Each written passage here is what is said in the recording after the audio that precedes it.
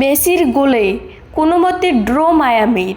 প্রতিপক্ষের মাঠে টানা 2-2-এর পর আজ জয়ের আশা নিয়ে ম্যাচ দেখতে বসেছিল ইন্টার মায়ামির সমর্থকরা।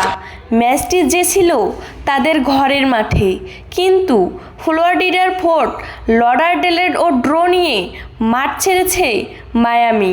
সল্টের বিপক্ষে পিছিয়ে পড়েও কোনোমতে তারা ড্র করতে পারছে না লিওনেল মেসির গোলে।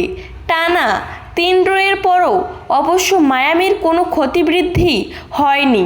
তারা এখনও মেজর লিগ সকারের ইস্টার্ন কনফারেন্সে পয়েন্ট তালিকার শীর্ষে আছে সাপোর্টার্স শিল্ডের পয়েন্ট তালিকাও। আর মেজর লিগ সকারের প্লে অফে তো আগেই জায়গা নিশ্চিত করেছেন মেসিরা। নিজেদের মাঠে আজ ম্যাচের শুরু থেকে মায়ামি একটু ঢিলাঢালা ফুটবল খেলেছে। এরই সুযোগ নিয়ে সল্ট মায়ামির মাঠে ম্যাচের 57 মিনিটে এগিয়ে যায়। গোল খাওয়ার পর যেন কিছুটা জেগে ওঠে মায়ামি। গোল খাওয়ার ঠিক পরের মিনিটে যদি আলবার কর্নার থেকে মেসি দুর্দান্ত এক হেড করেছিলেন, কিন্তু আর্জেন্টাইন মহাতারকার প্রচেষ্টা ঠকিয়ে দেন সল্ট গোলকিপার। তবে গোল শোধ করতে খুব একটা দেরি করেনি মায়ামি।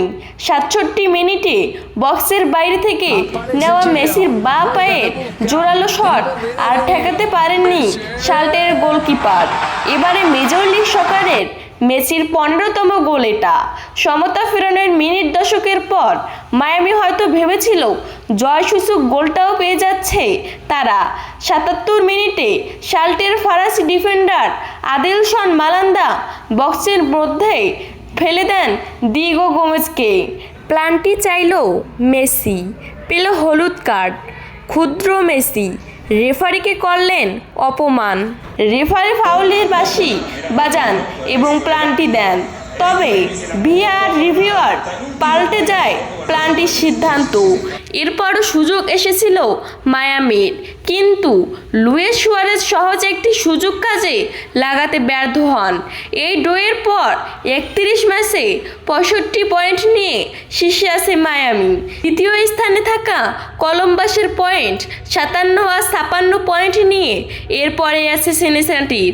আগামী বৃহস্পতিবার কলম্বাসের মাঠে মায়ামি ড্র করলেই পেয়ে যেতে পারে সাপোর্টার্স শিল্ডের ট্রফি।